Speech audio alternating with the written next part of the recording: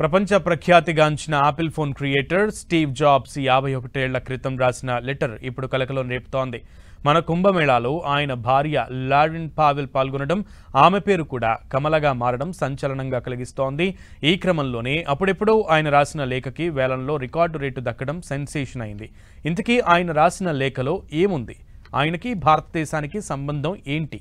ఈ స్టోరీ ఇప్పుడు చూద్దాం.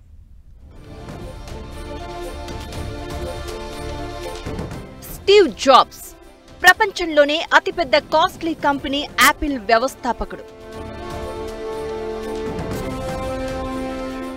చనిపోయి 14 ఏళ్లైన తర్వాత బయటపడిన ఓ లేఖ.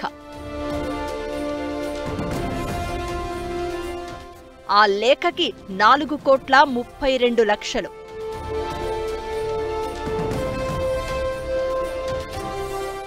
ఇంతకీ ఏముందా లేఖలో? అసలు స్టీవ్ జాబ్స్ భారతదేశం ఎందుకు రావాలనుకున్నాడు?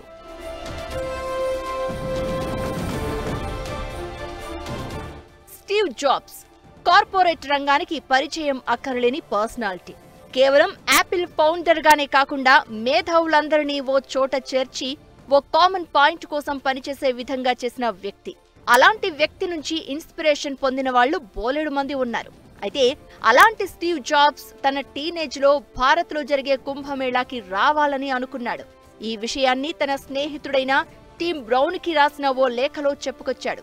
1974లో జరిగిన కుంభమేళాకి వెళ్లాలని అనుకున్నట్లు ఈ లేఖలో రాయగా, ఆయన భార్య లారెన్ పావెల్ ఆయన కోరిక 51 ఏళ్ల తర్వాత తీర్చినట్లయింది.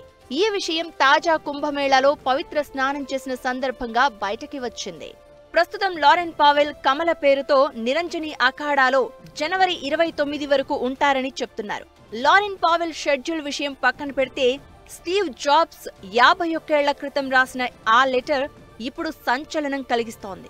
ఏకంగా 4,32,00,000కు వేలం ధర పలుకుతోంది ఈ లేఖ.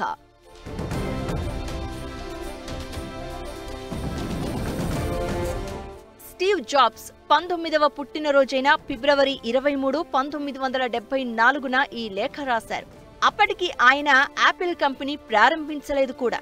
అందులో ఉన్న సమాచారం ప్రకారం టిమ్ బ్రౌన్ అంతకుముందు రాసిన లేఖకి స్పందనగా ఇది రాసినట్లు కనిపిస్తోంది.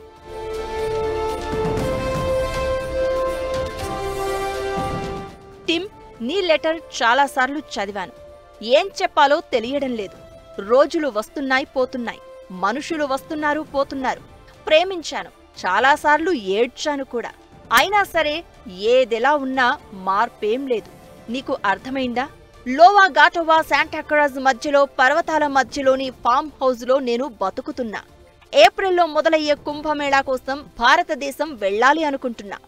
మార్చిలో ఏదో ఒక రోజు బయలుదేరవచ్చు. ఖచ్చితంగా చెప్పలేను. నువ్వు కావాలి అనుకుంటే ఇక్కడికి వచ్చే సమయానికి వెళ్లకుండా ఉంటాను. ఈ పర్వతాల మధ్య నీ భావాలు, ఆలోచనలు నాతో పంచుకోవచ్చు. నీ లెటర్లో నువ్వు చెప్పింది నాకు పూర్తిగా అర్థం కాలేదు. ఓ గదిలో ఫైర్ క్యాంప్ ఉన్నా నాకు ఇక్కడ చలిగా ఉంది. ఎక్కడ ప్రారంభించాలనేది నాకు తెలియదు అంటూ నీకు బాయ్ చెప్తున్నా. శాంతి జాబ్స్. ఇలా ఆయన రాసుకొచ్చారు.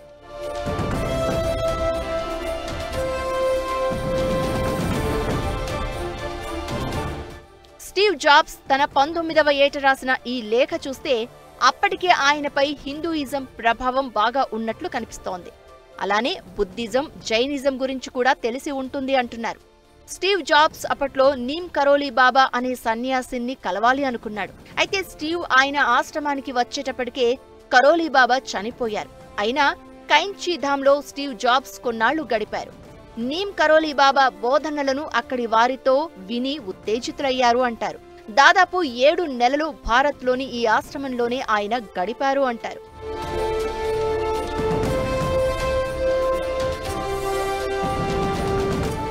అసలు ఇలా స్టీవ్ జాబ్స్ భారతదేశం రావాలి అనుకోవడానికి కూడా కారణం ఉంది.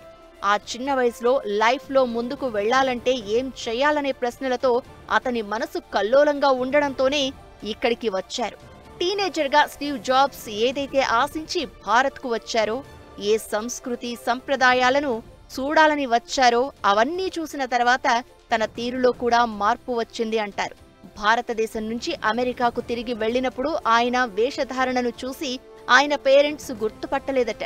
ఇక్కడి నుంచి వెళ్లిన తర్వాతే స్టీవ్ జాబ్స్ యాపిల్ కంపెనీ ప్రారంభించారు.